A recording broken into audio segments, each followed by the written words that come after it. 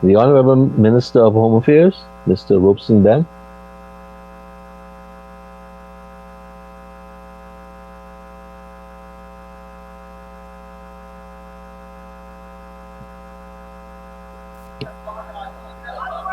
Placard. Know your customs placard. Bring the SOPs. Hold that up the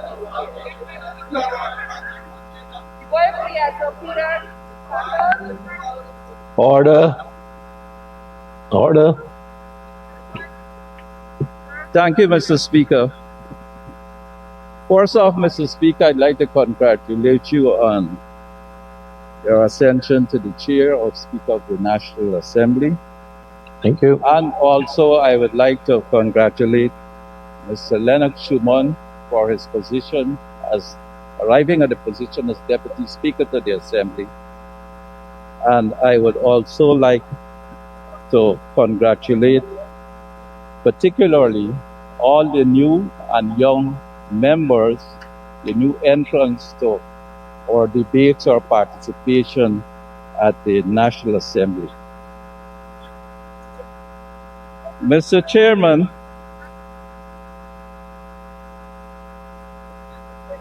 I have to immediately refute some of the grossly erroneous assertions just made by the former Minister of Public Infrastructure, Mr. David Patterson.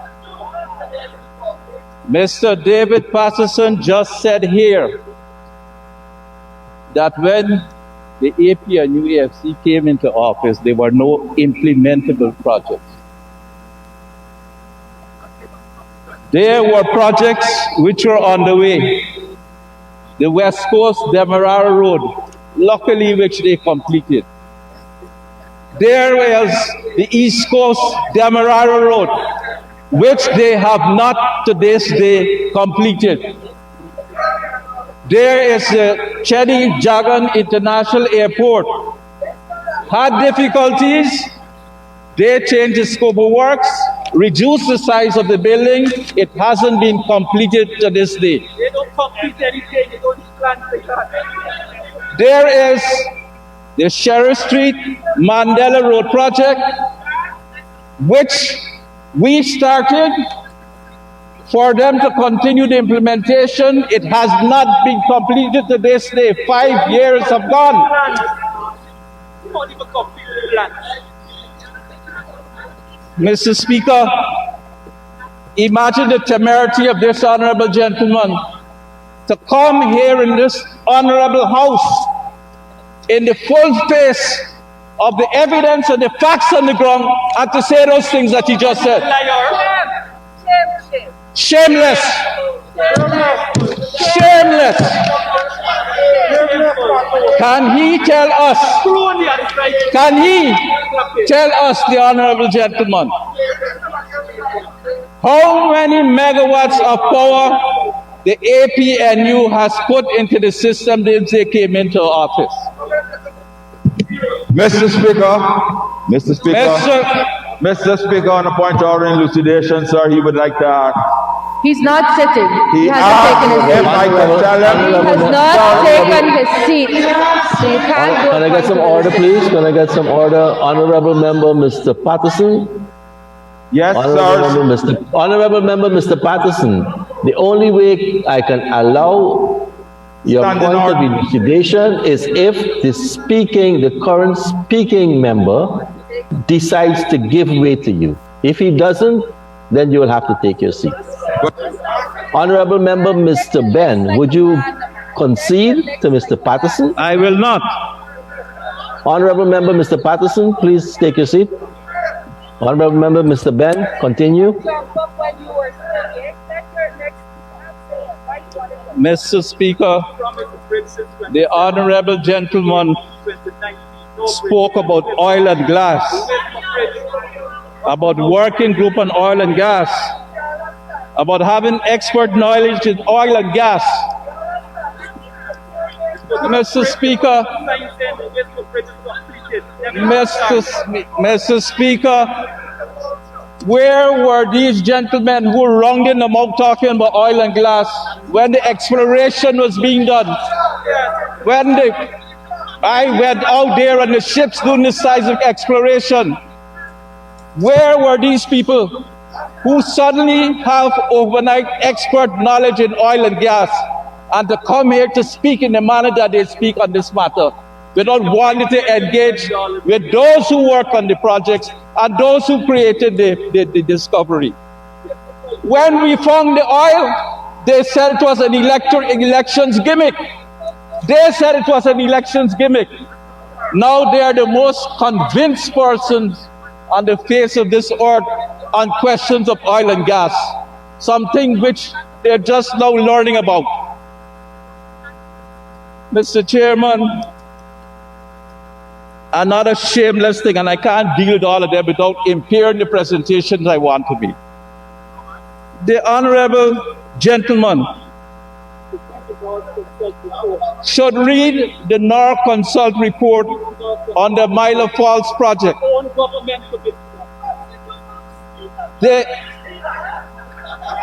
The honorable gentleman said essentially that the Norwegians agreed with Guyana, the APNU government, to ignore 165 megawatts of renewable power in the Amila Falls project for a 330 megawatt solar, 310 megawatt solar erection in various parts of the country. In a country which is energy poor, which the most significant term in our development equation is the lack of energy. But here is what he said. Here is what he said, that they ignored this. They refused to put the money into the Amila Falls project. And I say to you, sir, the Amila Falls project is a viable project. Thousands of megawatts of renewable energy go over our waterfalls as we speak even now. And that power is renewable, could be brought to use, starting with the Amila Falls project as identified by NOR Consult, and will also allow us to move on to the next power projects, the Tipiru Itiribisi projects, which would allow for thousands of megawatts of export power to Brazil. In which case, we don't have to use gas or oil. Sir, I will never retire. You could go what you want. You could go what you want. You are already in the pre-retirement stage. People retired. People retired. Wherever. Mr. Speaker, this gentleman stood in his place, honorable gentleman, and he said that the Linden to Lethem Road, to Mabura Road, was a project which they initiated. I never said that. You inferred, sir, that you initiated, that you got the monies. When we knew that we designed and did the feasibility studies with Mott MacDonald in association with Semco. That is why I said all the things in the media. Sir,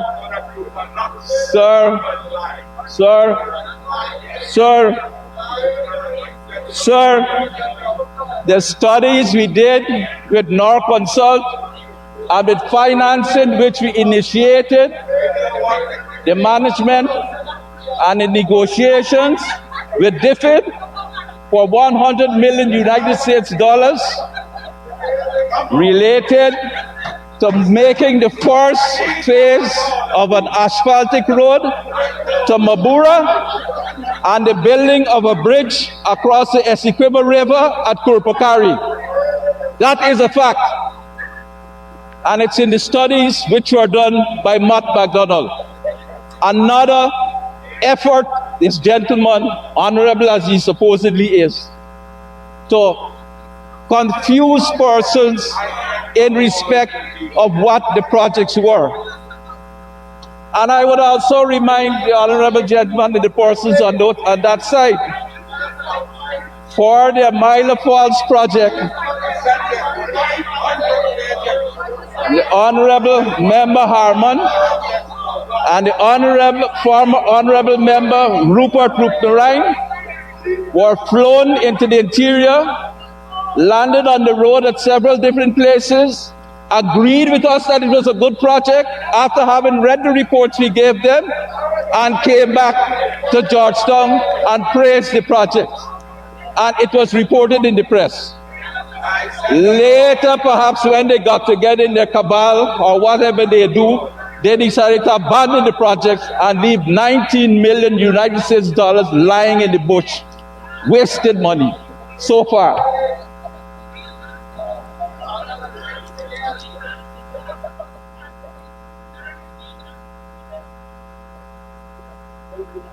Mr. Speaker,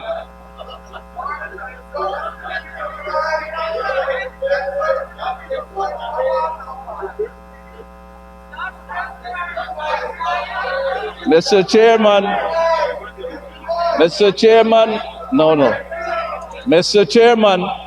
I want to continue trying to deal with those untruths which the Honorable Member Patterson presented here, trying to, on this floor of this Honorable House, I want to move on with respect to the Ministry of Home Affairs, for which I now have 13.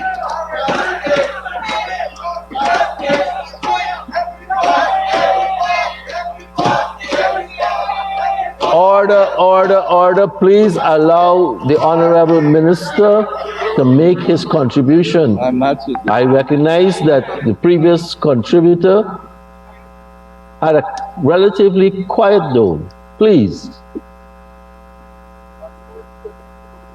Mr. Chairman, I would want to claim back all the time that which resulted from interruptions from the other side.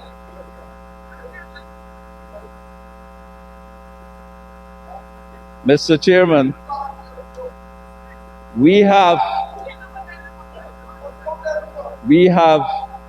re-established the Ministry of Home Affairs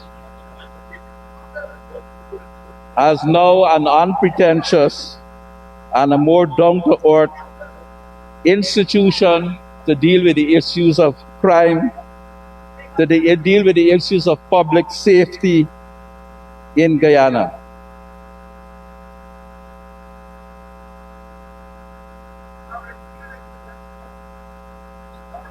Mr. Speaker, the experience of the last 40 or so days signify perhaps a baptism of fire for the new ministry, given the deplorable state of affairs with which we found it in, and the fact of the issues related to investigations and court proceedings on electoral frauds, riots, fires, blockages, arsons, and other despicable murders and mutilation of youths on the West Coast, Barbados, to which we can add just recently the discovery of drug smuggling aircraft, prison unrest,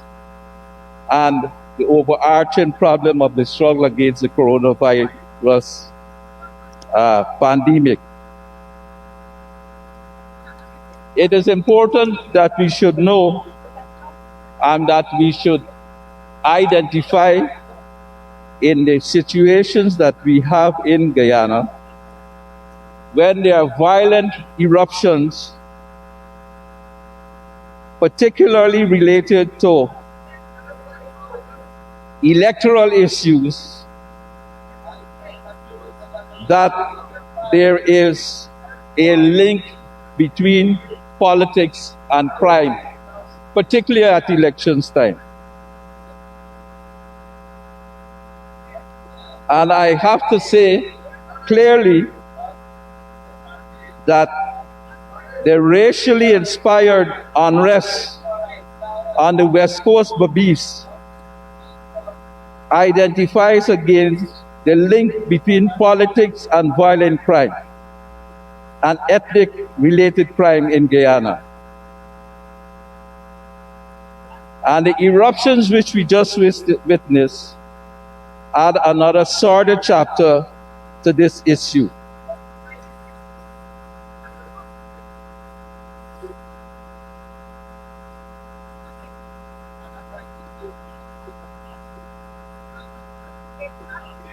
Mr. Speaker, the loss of the vote of confidence in the National Assembly in December 2018 apparently set in train a number of events which, while they have parallels in our earlier history, are noteworthy for the transparent, relentless criminal attempts in the full glare of national, international, regional observers, stakeholders, medias, and diplomats. The brazen attempts to thwart the will of the Guyanese people expressed at the March 2nd, 2020 elections, where there was indeed an attempt relentlessly, several times undertaken to steal the state, to steal the country.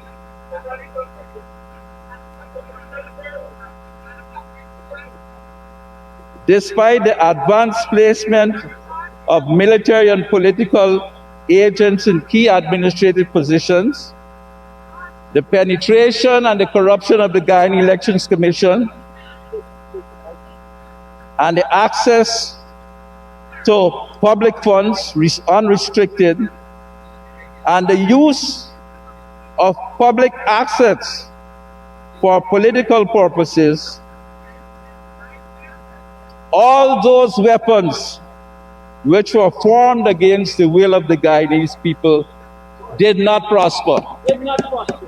Did not prosper. Did not prosper. For this, Mr. Chairman, we have to thank our supporters of the PPPC, the national and international community, stakeholders, the European Union, the USA, the US, and others, and particularly Guyanese people, who, in spite of different political views and preferences, took the position in the end that in spite of machinations and the call to disorder by the AP and UNAFC, that they would not,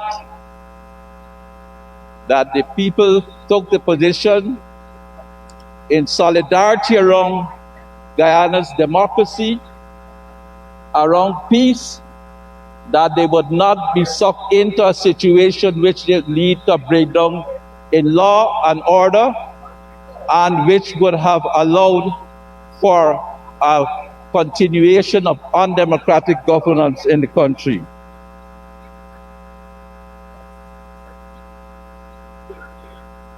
The experiences of the people over 2015 and 2020 allowed for the taking of a position around democracy in Guyana, and particularly in respect of the elections.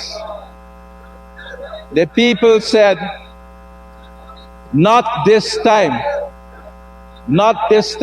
our elections would not be stolen again, that electoral fraud would not be allowed to rise its ugly head in our country. Not this time. It has been a close call, Not this time. and recent events identify that the efforts of the sanctimonious gangsters are not yet at an end.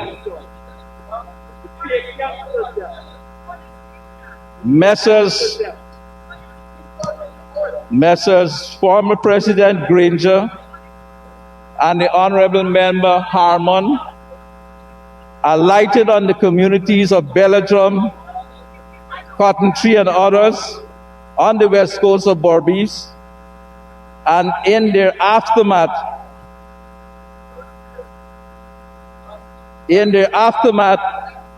of their engagement on the issue of the murders, the vile murders of the Henry boys, the narrative that took precedence was that the murders were racially inspired, that certain communities had to put in place self-defense measures, that justice, no peace, would be the order of the day. And the result was the streets, the roads were blocked, were in flames with roadblocks. Mr. Chairman, Mr. Speaker, on a point of order, please. Order 41, please. Mr. Chairman, Mr. Speaker. I'm trying to hear what the point of order is. I just hear the section you're citing, Honorable Leader of the Opposition. I want to hear what is the point of order. A point of clarification, please. Mr. Speaker. Honorable Leader of the Opposition, I can Yes. only allow a point of clarification on this standing order if the standing speaker decides to give way to you. Honorable Mr. Benn, Minister, would you give way to the Leader of the Opposition? I will not. All right. Honorable Leader of the Opposition, you'll have to take your seat. Honorable Member Mr. Benn, please.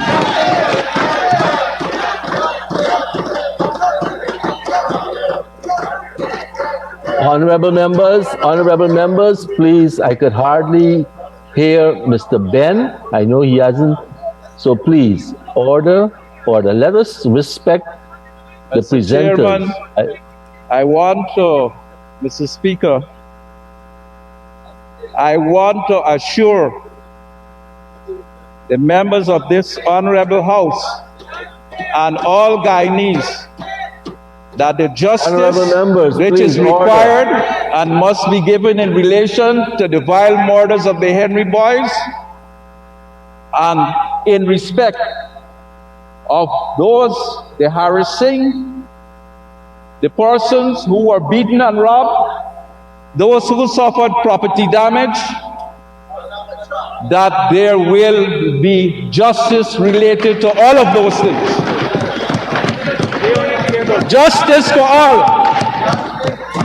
Justice for all who were hurt in respect of the disturbances on the west coast of Berbice.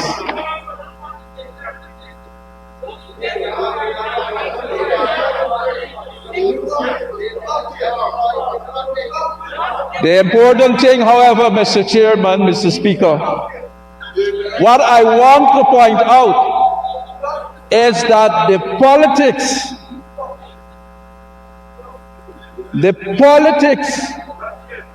of victimhood, irrational, the politics, but I can only call it the carrion crow politics, which immediately presumes when something happens that it has political motivation, racial inspiration, and all those other things. I think that was the unfortunate aspects of certain engagements on the coast, which led to great deterioration in the circumstances in safety and security in the west coast of Berbice, and a great deal of problems.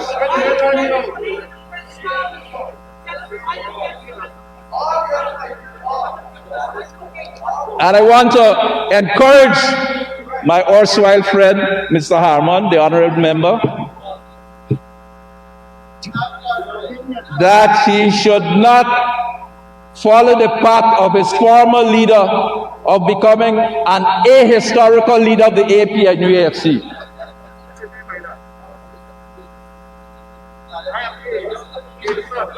Mr. Speaker, in defense of the budget and in support of the budget, I have to point out that it seeks to restore the economic fundamentals of our economy on a sustainable and growth-oriented path. That the depredations of the past 5 years, attacks on the enduring pillars of the Guyanese economy, sugar, where 7,000 plus workers were fired, and without paying attention to the interrelated nations and the multiplier effects of that industry in the economy, the attacks on rice,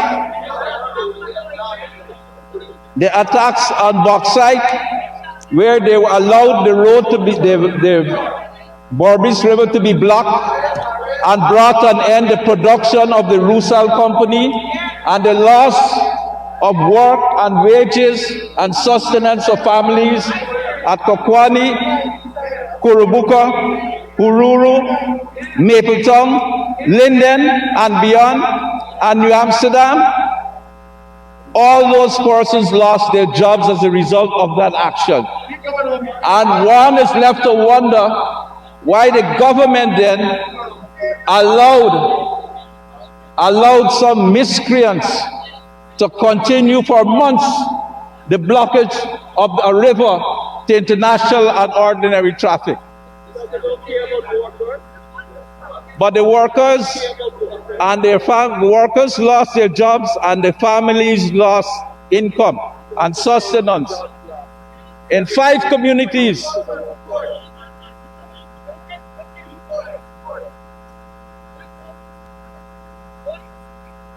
Mr. Speaker,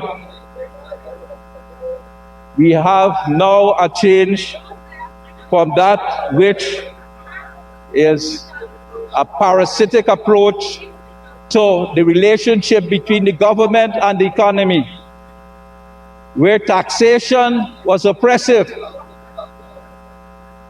where nothing real brought about development for people, where there was pervasive job loss throughout the length and breadth of Guyana. And for those who are making those noises on that side, they should go and look into the eyes of the children of the sugar workers and the bauxite workers on the Robeson River. Go and look in the Picni eye and tell them the things that you're saying here now.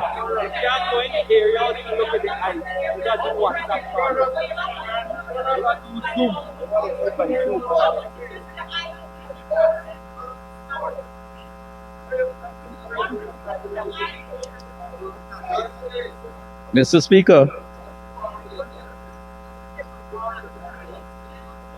Speaker, I want to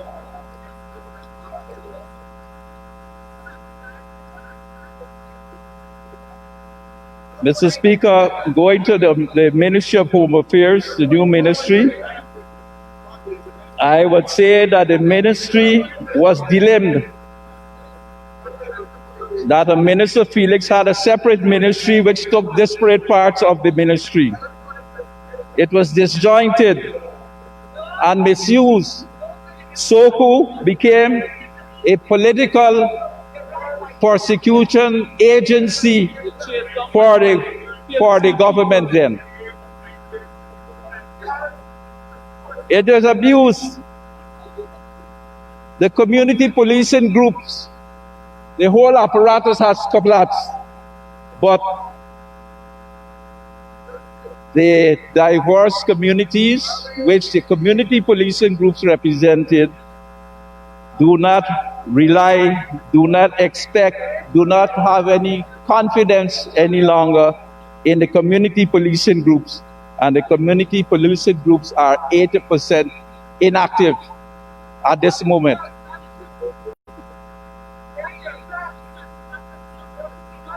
The stewardship of the Honorable Member Ramchatan in the Ministry of Public Security is characterized by a degradation of the critical assets of the ministry. a degradation of the critical aspects of the ministry and its effectiveness. And we have to work hard to redevelop those. The National Commission of Law and Order was established, and Mr. Ramjatan perhaps knows this document. No meeting of the National Commission of Law and Order for 5 years. A commission which enjoys bipartisan participation. No meeting for 5 years. No expansion of the station management committees to bring oversight to the police stations and policing. Mr. Speaker, we need to overcome the lethargy, malaise in significant sections of the ministry to bring about new energy, new thinking, and encouragement with regards to the professionals and workers, to inspire critical thinking and data-driven approaches to the issue of public safety and crime fighting. To bring an end to the partisan engagement and partisan spirit in the way we have approaches to the issue of public safety and security.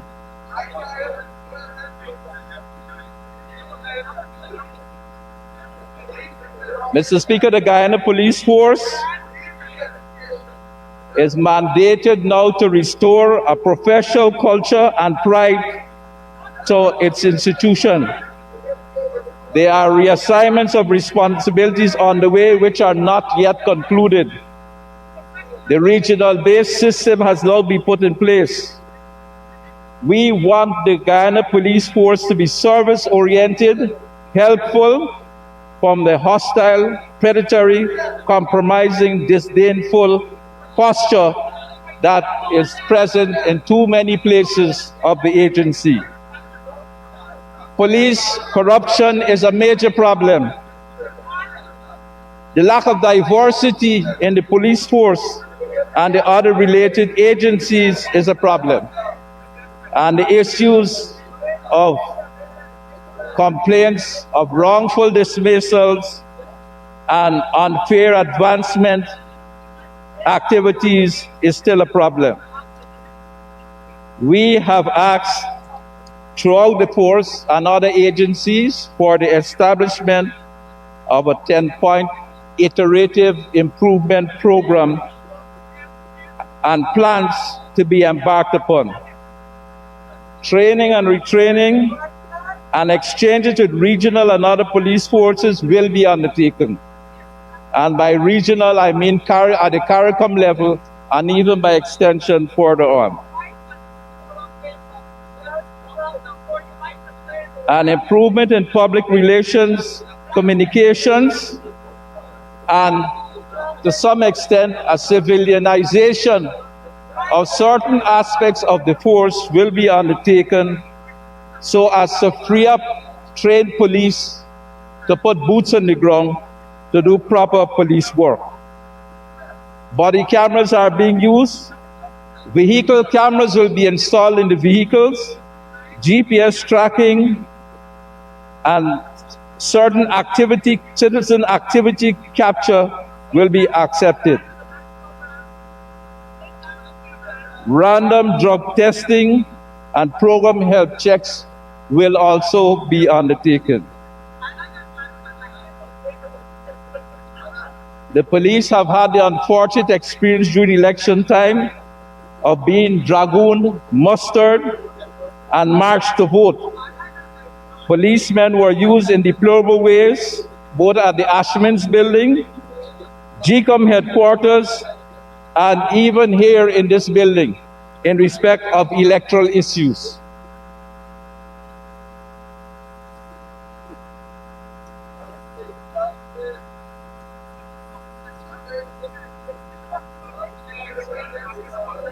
At the moment, the Guyana Police Force is basically at full strength, with an establishment of 4,956 ranks and an actual strength of 4,020.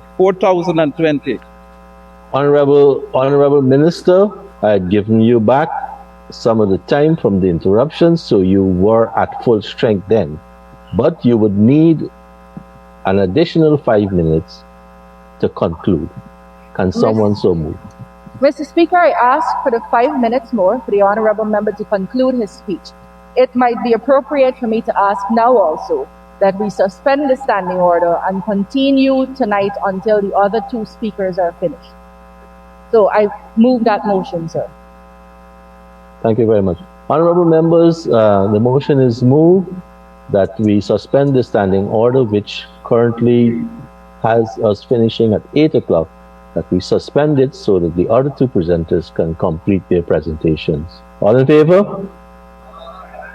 Aye. The ayes have it. Honorable Minister, you can continue towards conclusion. Thank you, Mr. Speaker. The Guyana Prison Service finds itself in extremely difficult conditions in its facilities.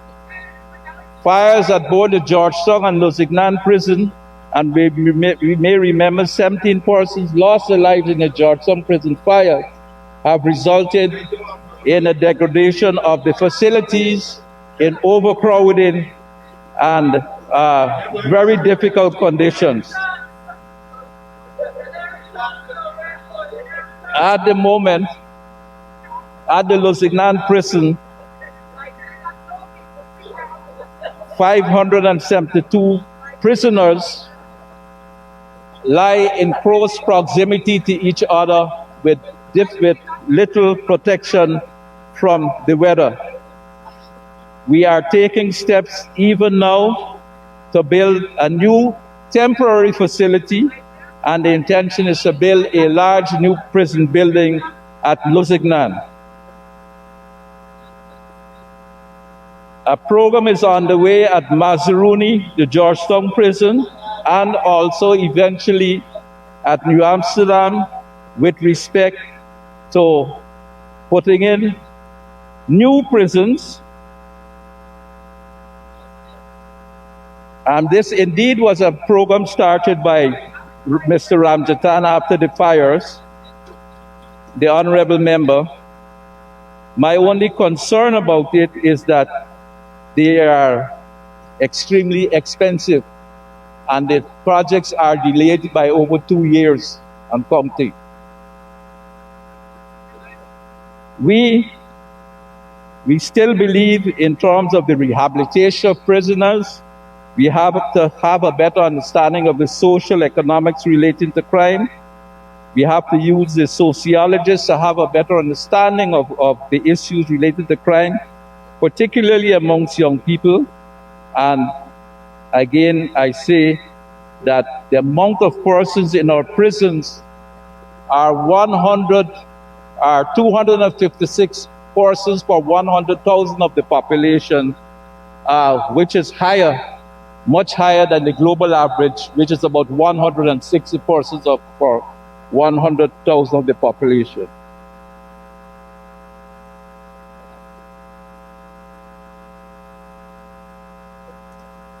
Mr. Speaker, we intend to procure more equipment for the Guyana Fire Service. There have been difficulties seen as a result, perhaps, of the lack of proper training, engagement, and assertiveness, which result in perhaps complete loss of buildings, particularly the issue on the Sheriff Street recently. And we, in relation to new fire stations being set up at Lethem and other places, we are examining the issue of putting in a system of volunteer firemen.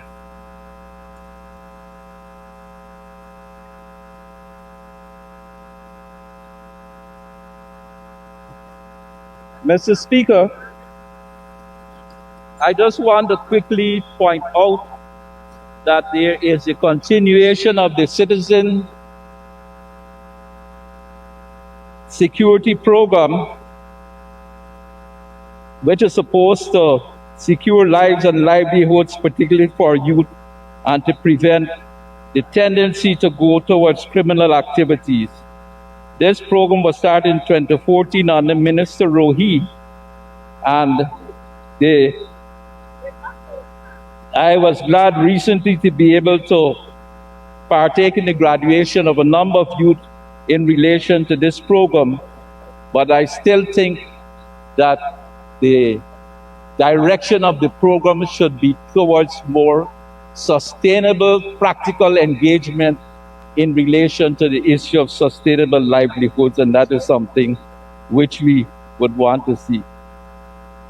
I spoke about the issue of the community policing groups, about its complete practical ineffectiveness.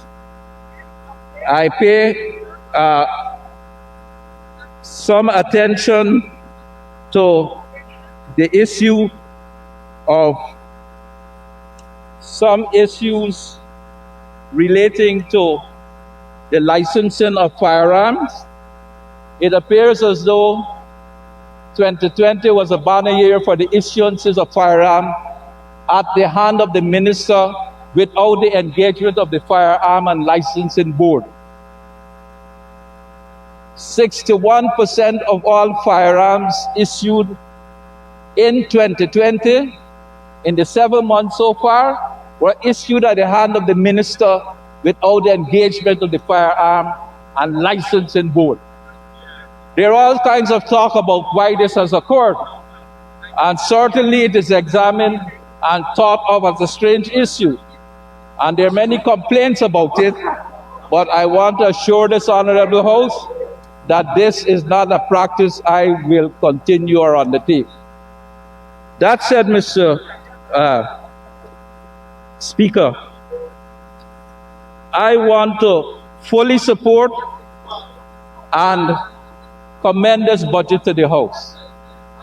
I think that our adversaries on the other side do not have a full appreciation of the nature of Guyana, the nature of its economy, the nature of its people, the fact that our people indeed do love and need each other. And I have to say, particularly for myself, that what we want on this side of the House is the delivery to the next generation of Guyanese a better life than we ourselves have had. That is our responsibility as leaders, as older persons, those who represent the best of our society in this House, is to hand over to the next generation a better life than we have had. And the better life, as we see it, and as encapsulated in this budget, comes through the work of the People's Progressive Party Civic in government, with Irfan Ali as president and at the helm of our country. Thank you, Mr. Speaker.